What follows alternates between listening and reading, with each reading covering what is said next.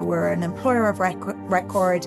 We support businesses with cross-border workers, and we handle their HR compliance, payroll and benefits in territories where they don't have entities or established infrastructure. No unicorns, no brands, just hardworking people who built their business from the ground up, sharing their experience so others can learn. Presented by Larissa Feeney from Kenore, this is Real Business Conversations. I'm really excited to talk to you, Dee. I have so much that I can ask you, and I know that our listeners would be really interested in the journey of Boundless and its recent acquisition. But before we go there, maybe start by telling us a little bit about you and how you came to set up Boundless in the first place. Sure. So I have a pretty varied background, I would say. I started my career in the music industry. I'd studied business studies in DCU in Dublin and had a desire to work in the music industry. I was a big music fan. So I spent time working in record companies and in artist management here in Dublin and also in London, and got great experience and exposure in that sector. But like a lot of people in the music industry, I left the year I turned 30. It's really an industry for people in their 20s. Is 30 like the ceiling? It's actually a real cliche that a lot of people leave at that point in their lives. And that was, at this stage, about 20 years ago now, I suppose. And I looked around and thought, well, where is the future? What's interesting that's happening in the world right now? And at that point in time, it was pretty evident to me that music was moving online. And that there were big opportunities in the mobile sector, and we didn't even call it the tech sector then, we called it digital or online. And I thought, okay, I thought I would go and get a couple of years experience in the tech sector and then probably move back to music with that experience or build a music tech business myself. But the second I stepped into tech, I was very happy and felt this was the place for me. So I worked as a COO for 10 years in other people's businesses and always oversaw finance, legal and HR in those roles. And really that was what led to me discovering and experiencing the problems that we now solve for our customers at Boundless. So what exactly is that problem that you identified in terms of a gap that you couldn't solve as a COO of those businesses? So very organically over time, I ended up with these internationally distributed teams. It wasn't by design. Emily Castles, who became my co-founder at Boundless, she was actually my first ever internationally remote employee. So that was a nice full circle. Yeah. I was with a business called Bizimply, a workforce management software business selling to the hospitality sector. And Emily was working with us. She was a software engineer and she wanted to do a ski season in Chamonix in France and promised us faithfully she'd just be gone for one ski season. But it proved extremely difficult to figure out how to solve these compliance challenges around employment and payroll at that time. Now, she ended up staying in France for about 10 years. She was very happy there. I can't blame her, living in the Alps. But the business I moved to that subsequently after that is a company called Axonista, an interactive video technology company. And we ended up with a very distributed team. And it was there that I really was trying to figure out how to solve these problems. So I was looking for employment lawyers and accountants in France and Germany and Croatia. And I was trying to produce dual language employment agreements that by necessity needed to look very different to Irish employment agreements. But, I didn't know what my obligations were as an employer in these other countries. And I just really struggled to find a good solution. And that was what started me on this path of trying to build that solution. So just so I'm clear, and for those that are listening, the reality is that if you have a team and they're dispersed anywhere outside of Ireland and you're an Irish company, you can't automatically continue to pay Irish payroll, Irish PRSI for that employee, because the reality is that wherever that person is resident is where the liability falls. Is that right? Absolutely. The very crude analogy I always use is, if I'm on vacation in Spain and I commit a murder while I'm in Spain, everyone understands I will be tried under the Spanish courts of law. Yes. I might be resident in Ireland. That might be where my home is, where I pay taxes, but I committed that crime in Spain. And it is interesting that people don't quite understand that, of course, that stretches to your obligations as an employer. Once your worker is anywhere else in the world, the laws of that territory apply while they're performing work for you from that territory. And I regularly hear people say, and it tends to be accountants rather than lawyers. Lawyers won't take a risk of trying to provide advice relation to another territory. People will regularly say, my Irish accountant has told me it's fine to have this worker of mine in Germany on an Irish employment agreement. And my response is always, why would you take legal advice from your accountant? There is an obligation to provide that worker with the employment entitlements that they're entitled to under the law of the country that they are in, which then means the agreement needs to be. Now, you could produce a contract and you can write on it that it's subject to the laws of Ireland, but that's not worth the paper it's written on. The individual is an employee in the country they live in. They're entitled to the rights of the country that they live in. And likewise, that if that person's a taxpayer in that territory, if they're tax resident in that territory, you as an employer always have an obligation in that territory. And unfortunately, feigning ignorance isn't a defence. You do have to meet those obligations. So today in 2026, we have several of the team that don't work in Ireland. And today, I still find it a minefield to understand what it is I need to do and what the team has to do. But for you as a COO, was that 10 years ago, 15 years ago? It must have been practically impossible, Dee, to figure it out. It was. Now, it transpires there were services businesses doing what we now do at Boundless. They weren't tech platforms. They would send you a series of spreadsheets over the course of the month for you to complete on a country by country basis, and support was all over the phone and so on. The model that we operate is called employer of record. I can explain that a little more, but how long that's been in existence, nobody's quite sure. People in the sector reckon since the 60s, certainly since the 70s. And it was mainly used by oil and gas, actually NGOs, and to some extent what years ago would have been called FMCG companies, big consumer goods companies with very deep pockets that were using these services. And it was then when I had the idea for Boundless was 2018, and it's hard to believe that it is that recently that having an internationally distributed workforce was becoming a much more widespread thing, particularly in the tech sector.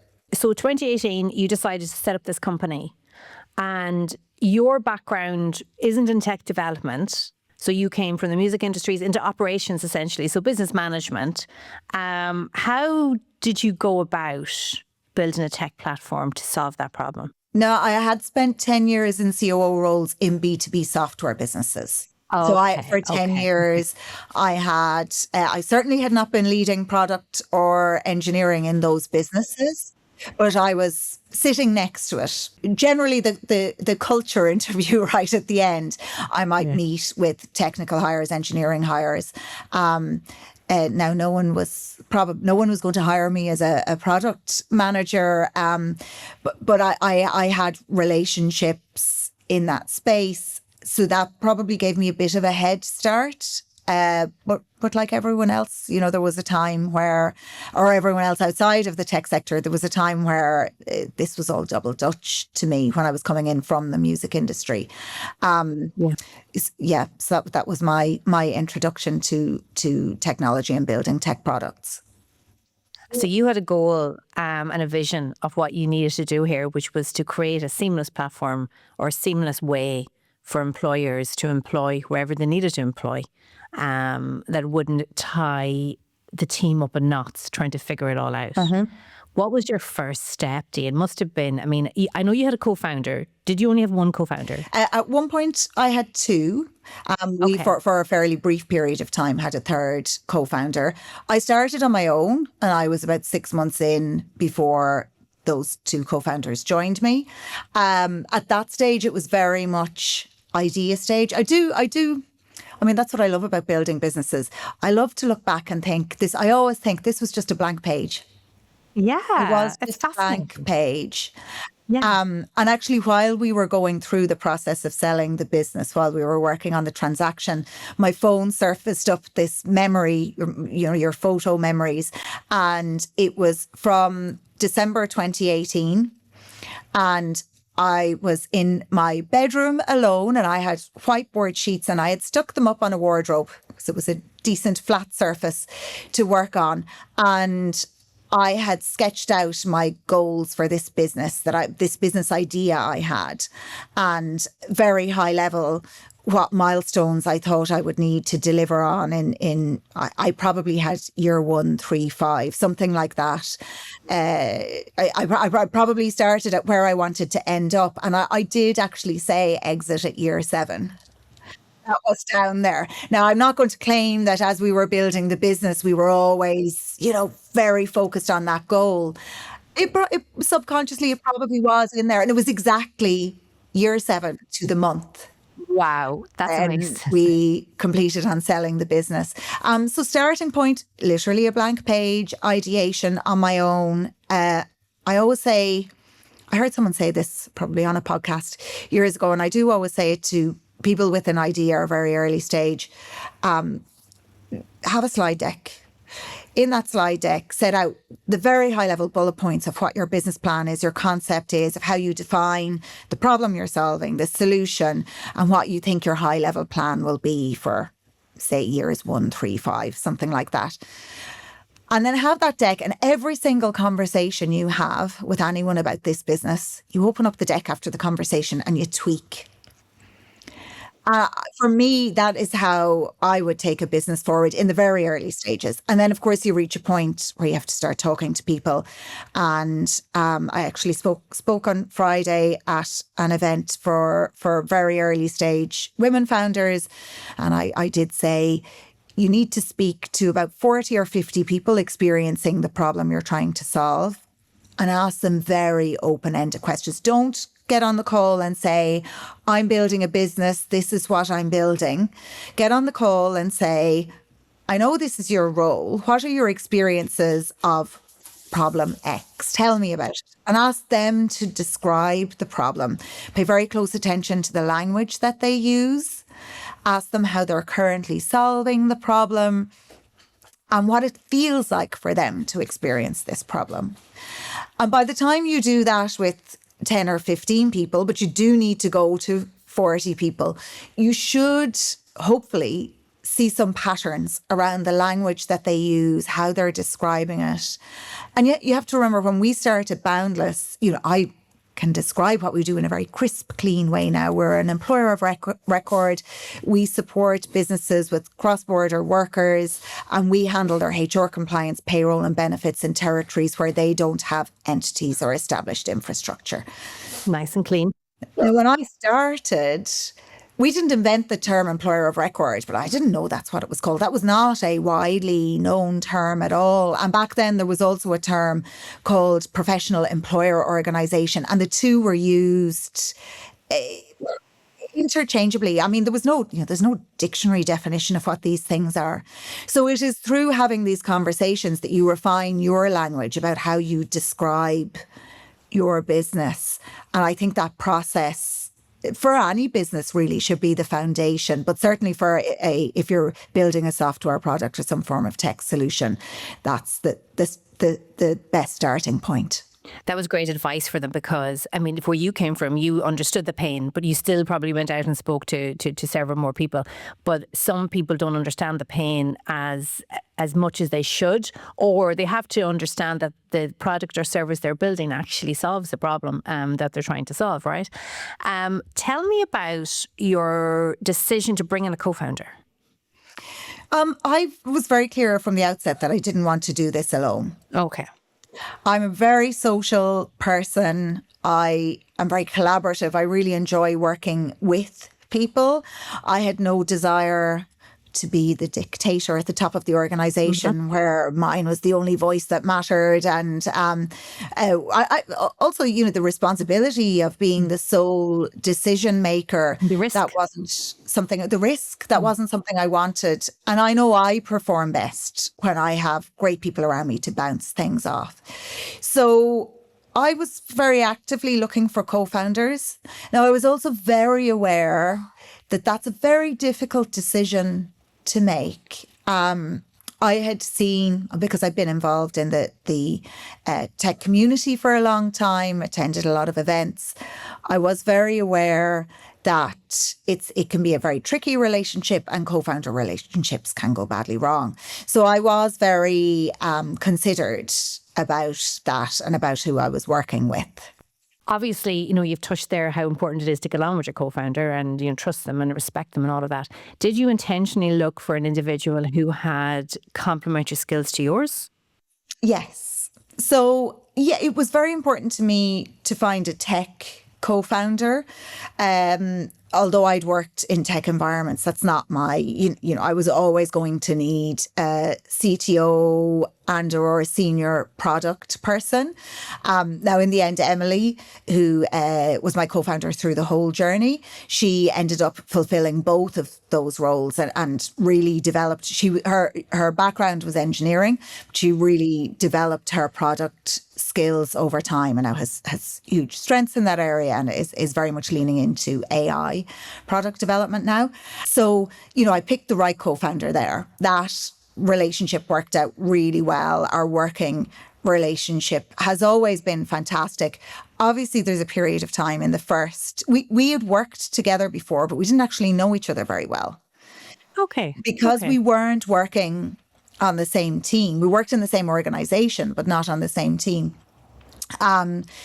So there's a period of time where you're trying to get to know each other, understanding how you each communicate, learning how to disagree, getting to know that person and understanding where their sensitive points are, and how you conduct an argument or a disagreement, how you work through that. Yeah. And it was probably a period, I'd say a year and a half to 2 years, where you're figuring that stuff out.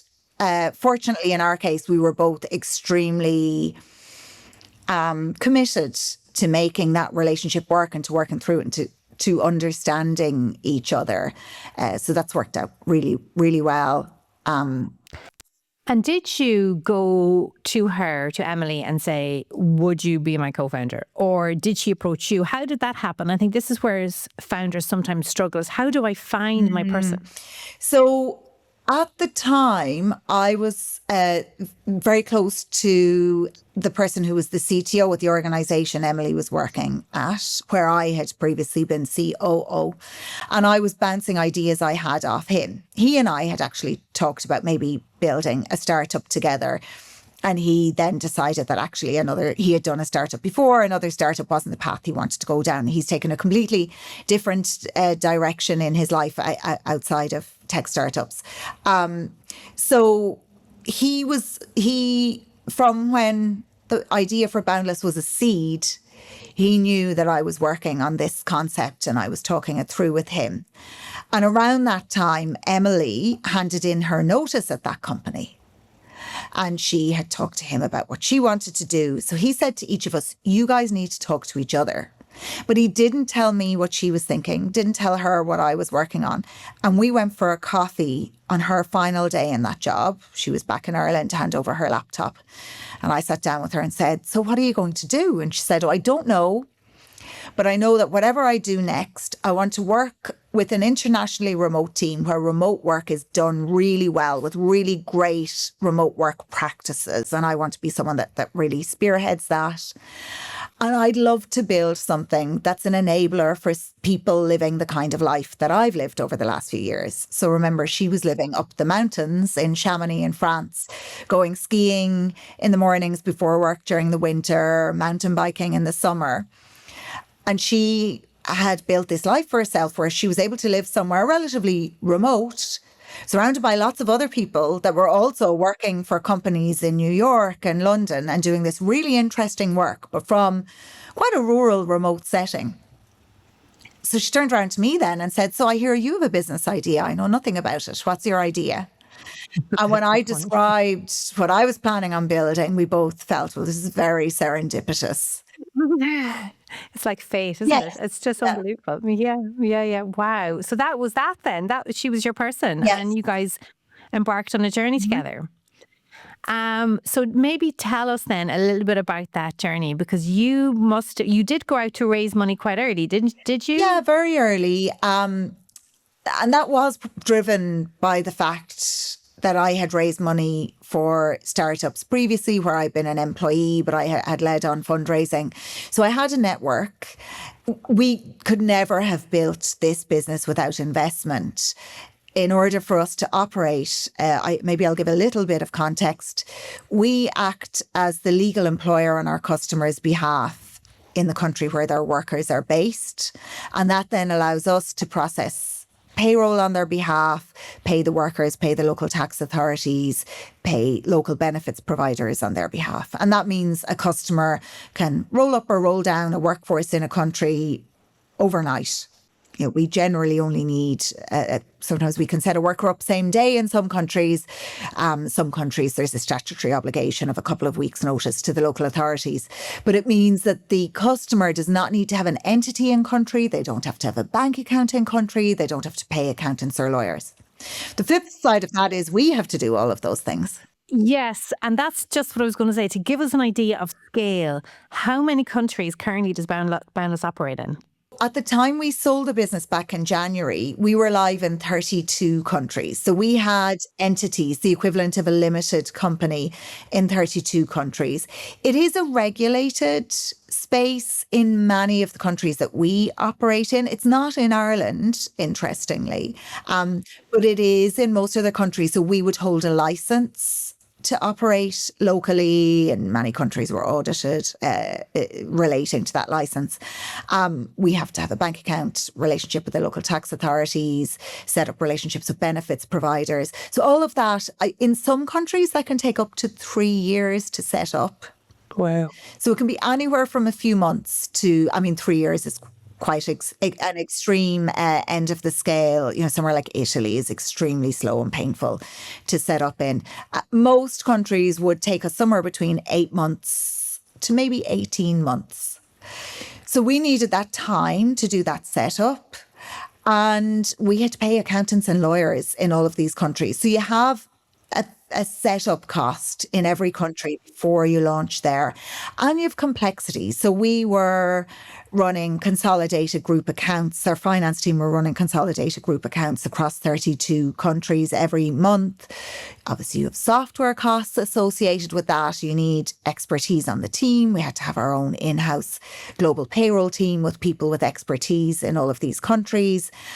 We were paying local employment lawyers and accountants for advice and support as needed. At times, that was monthly retainers. So we did require financing to support all of that. And so we set about raising angel investment in the first instance. I would try and remember the different rounds that we raised money at. It's funny, at the time you think you'll never forget these things because it is so important at the time, but then time moves on and your brain fills with what comes after that. I think our first round was 1.2 million, I think. Or maybe it was slightly smaller, maybe it was 750k, and then we did 1.2 million. It was that, we did 2 rounds quite close back to back that were in at that kind of level. But ultimately, by the time we'd exited, we had raised a little over 5 million euro.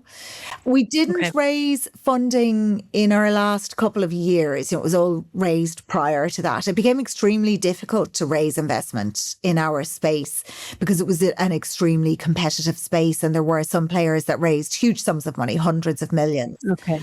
So that had an impact over availability of funding in our sector. Okay. So you needed the setup, and I understand. See, whenever you talk about the level of complexities there. I can only imagine how difficult that would be, because even to do it in Ireland is difficult. And that's with us with an awareness of the systems. To go into countries where you have no awareness and the language barrier is... I can tell you it doesn't get easier than Ireland. I always say Ireland, UK, Singapore, Estonia. They're the easy countries. Okay. And everywhere else is an absolute nightmare. Wow. Yeah, Ireland is, I mean, the Irish government have done a phenomenal job at making sure it really is easy to do business here. There's hardly anywhere else like it. Okay, amazing. And even though, and I know you were building a tech platform as all this was going on, right? Because this side of the business, this initial setup, there's no technology that can do this for you, Dee. That was you and your team, probably on the road, certainly on the phone, building relationships and trying to get these things over the line. So I can understand why capital was needed to fund that initial couple of years, certainly maybe a bit more.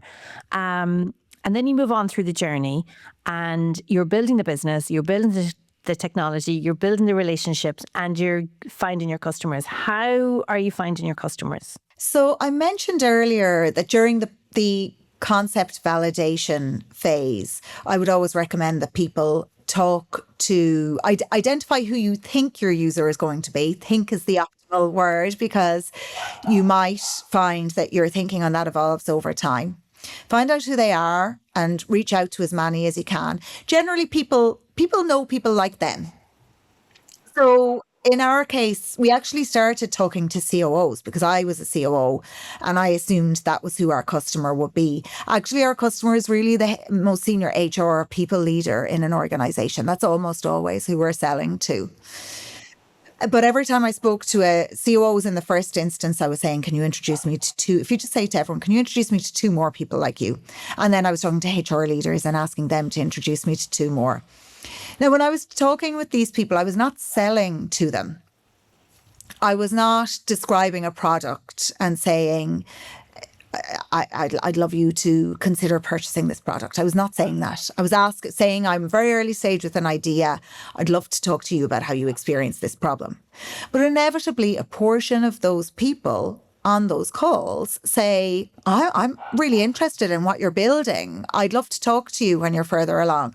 Those people become your customers.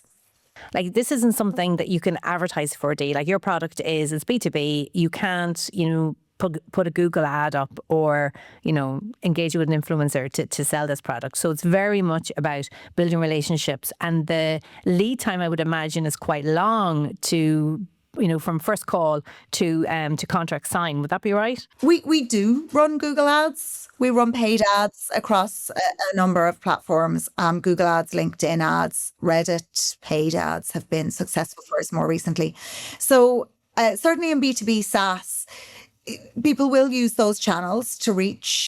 Okay, interesting. Yeah. Okay. I mean, our sector, so much cash has been pumped into our sector. If you take a subway in New York, you will often see the subway wrapped with the branding and advertising from an employer of record, which is very hard to believe and tells you a lot about venture capital funding, and that what is, relatively speaking, when we consider the world and global marketplace, it's a relatively niche product. But competitors of ours with deep pockets certainly use channels that would traditionally be used for consumer marketing or be more for B2B marketing.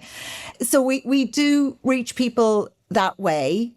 In the early days, though, you don't have the funding to do that. It's really hard to compete with AdWords.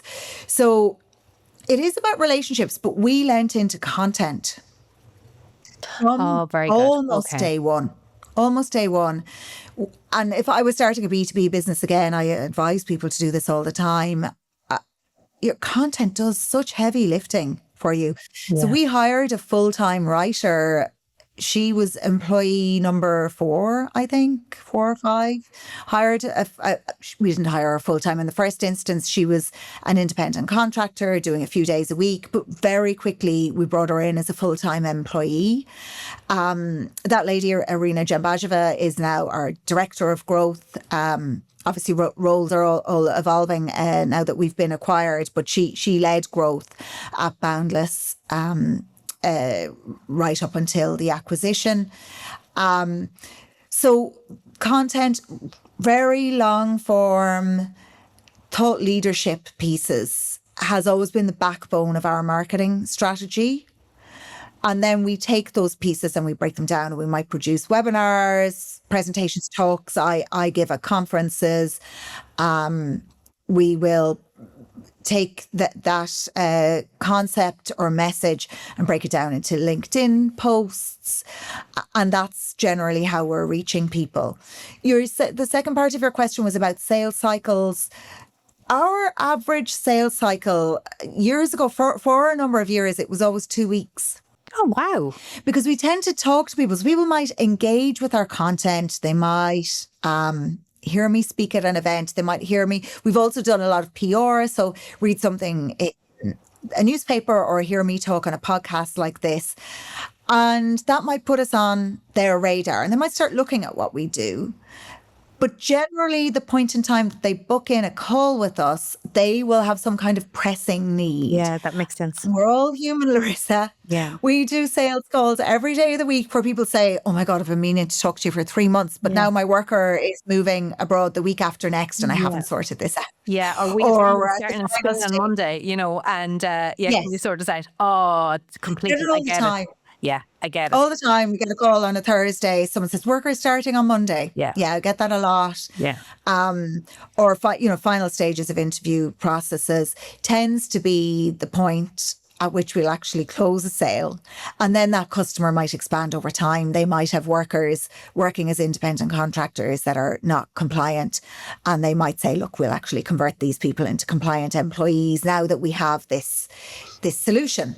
Yeah. But the sales cycles are not too long. Nowadays, everyone is making decisions more slowly about spending money now. So we find now it's about 4 weeks. It's doubled. Okay. It's those kind of lengths of time usually. Okay. That actually makes sense to me when I think about it, because even for us in Kenora, the payroll department is one of the most, I suppose, one of the areas where we find clients are always compliant. They're always very quick to make sure we have their records, to make sure that their liabilities are paid. And that's because of the reputational damage of not doing it in the eyes of their employees, of course, right? They want to make sure It is interesting that everyone thinks that way in terms of their home territory. Yes. They don't have the same respect for the authorities in other countries. Very true. But the authorities in those countries have an expectation that an employer, and I think people in Ireland will inherently understand that if an employer is a client of the IDA, so if you're Google or Meta or a much smaller equivalent, Irish business owners will expect that those companies will comply with Irish law and they will pay their employer taxes in Ireland. Yeah. But you will meet a lot of Irish business owners with workers in other territories and they say, it's fine. Yeah. Don't worry about it. Or they might deny all knowledge that the worker is even in the other territory, I'm sure, Dee, which again, that's not a defence. No. It is, the obligation is on you as an employer to know where your worker is. Yeah, and this is where your content, your educational content comes into play, right? Because you've been able to use that to educate people, which is fantastic. Tell me about, so you said it earlier on that not necessarily that you had a vision or a plan, because I know it wasn't like that. It was sketched out on a whiteboard and you had put in year 7, you happened to sell in year 7. And I know you didn't intentionally work towards that deadline or anything as you move through your journey. But can you talk to me about the decision to exit the business, or what made you guys think that then was the right time for you? We were looking at a whole range of realities, I suppose. I often say founders will really exit at the point in time that's optimal for them personally. That often becomes a driving force. But we also existed... Our business is in a space that's very affected by geopolitical events, the job market. The success of our business is driven by the labour market, which of course is driven by the overall economy. And we had seen over a period of maybe 2 years before we exited, we had moved from a number of years where we found that sales prospects were not price sensitive or not very price sensitive in relation to our product, we have always sold to customers that really care about compliance. They want a high quality solution. That was always where we'd come from. And people were prepared to pay for that. But then we entered an era, and I think everyone has found this, where sales prospects were a lot more price sensitive. And they were looking for a low cost solution. And we were losing sales more regularly to lower cost providers. The good news is post-acquisition, now we're part of the Payoneer group, we are in a position, because we're operating at a much larger scale, and we've now solved the problem of country reach. So we were 32 countries. We can now support customers with workers globally. And we can do that at a lower price point than we ever could before. So that lower price point was something we could not support at Boundless without being part of a larger, and Payoneer is a publicly traded organisation. It's a much larger organisation. So that was a challenge for us. AI, a lot of our customers were tech space or service businesses.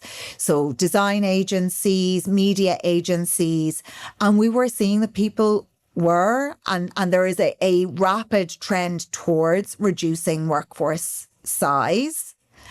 And we knew that as startups are coming up and growing, we're very involved in the tech space. We know what conversations are happening with VCs and investors. The expectation on the investor side is that you can do a lot more and get a lot further with far fewer people. Now, of course, there are big question marks over cost of these AI tools now, but we were heading in a direction where we were looking at all of these companies having smaller workforces. So, that did make us think, what should our timing be here? And that was somewhat of a driving factor. And then we spoke with Payoneer, and it was clear that being part of this larger organisation with this global reach, Payoneer had acquired an Asian employer of record about 18 months before us. They have deep expertise and teams in Asia and across the Middle East. And we just hadn't cracked Asia or the Middle East at all. They didn't have strengths in Europe. They found that when they were trying to sell to sales prospects in Europe, they were just lacking that local knowledge and expertise that we had. So us joining forces, and they had great strengths in North America as well. We at that point couldn't support North America for our customers. So it just made sense for us to join forces and come together. And now we've solved a lot of we went through our historic product roadmap, our product roadmap from early last year. We went through that a few days ago, and we realised for our customers, we've ticked off a lot of these things we were hoping to build, or problems that we had in going through this acquisition. So it was the right step at that time. So for your customers, you've managed to execute on the roadmap and provide features and countries and services that were not available before, whilst at the same time providing at a price point that's more appealing, and removing the risk of churn, I suppose, to lower price competitors. Yeah. So for the customer, it certainly sounds like it was the right decision and a perfect fit almost for you guys. Personally then, for the founders, it obviously made sense for you guys as well, because there is a personal decision, as you rightly say, to this, isn't there? There is, absolutely. Now, we were fortunate as co-founders. We were both very aligned in terms of stage of life and realities of our lives. We're both single and don't have children. Obviously, people with families, that becomes a driver for point in time and what your goals and aspirations are. But we were very aligned in terms of personal goals. So it wasn't for us collaboratively to make a decision. We were completely aligned on the decision that this was the right point in time and this was the right partner and the right exit for us. So happy to say that was straightforward in our case. I'm sure for lots of co-founding partnerships, that's a more difficult decision if you're at different stages or want different things. And that goes back to the very start of your relationship, actually, because you were aligned from the very beginning. I know you, and not only were you aligned from the beginning at a high level, but you also put a lot of work into the relationship, as you've described, in the first year or 18 months or so, to make sure that you have strong foundations in place. And you are right. We see it all the time where co-founders maybe aren't at the same stage of life, or something changes within their life, and that can be difficult. So there was a lot there that you worked hard. It sounds like it was, on the surface, it sounds like it was luck, Dee, but actually I think you guys worked really hard to make sure that your relationship was strong, and obviously set out on a journey together, set your goals and work towards them. So the last question for me, because I'm very conscious of your time, and thank you again for doing this for us. What's next for you then? Are you enjoying your current role? You're still with Boundless, yes, and you're loving what you're doing right now. Absolutely, yeah. It's opened up a whole new world for us, literally. At Boundless now, I'm focused on growing the EMEA business, so particularly in Europe, for the workforce management side of Payoneer. Payoneer is a cross-border payments company, and funnily enough, I did always say I reckoned our acquirer could be a cross-border payments company. Workforce management is the side of the business that handles employer of record. We can now also offer contractor management and agent of record, which is a form of solution for independent contractors. And then where people breach compliance thresholds and want or need to convert those independent contractors to employees, we can of course support as an employer of record as well. So my role now, quite public facing in many ways. So having conversations like this, speaking at events. I was at Global Payroll Congress in Nashville a couple of weeks ago. I was at a summit of employer of record leaders in Toronto also a couple of weeks ago. So getting out and meeting people. We're hosting our own events through Boundless as well. We had a great event on the EU Pay Transparency Act last week here in Dublin, and we did that in London a couple of weeks before. So a lot of work in that area, also working with the North American and European sales teams to support them with how they sell employer of record. It's quite a technical sell. Okay. And working with the people leading partnerships for EMEA and North America as well to support them with securing the right partnerships to sell workforce management to clients around the world. So yeah, it's really exciting. Sounds like a really exciting time for Boundless, and for all that you can bring to the customers that you have and the customers that you will have. And even for you personally, it sounds fantastic, because what an amazing achievement to have built a business, to have scaled it, to have exited, and to remain with the business, to see it through to its next stage and to manage that process. Dee, thank you so much. I could talk to you all day. Your journey is absolutely fascinating, and I really appreciate you joining us today. Thank you, Larissa. Great to be here. Thank you for listening to Real Business Conversations with Kenor. For more information on this episode, see the description area of this podcast or visit our website, kenor.com. Remember to press follow on your podcast player now, so you'll get a brand new episode every single month.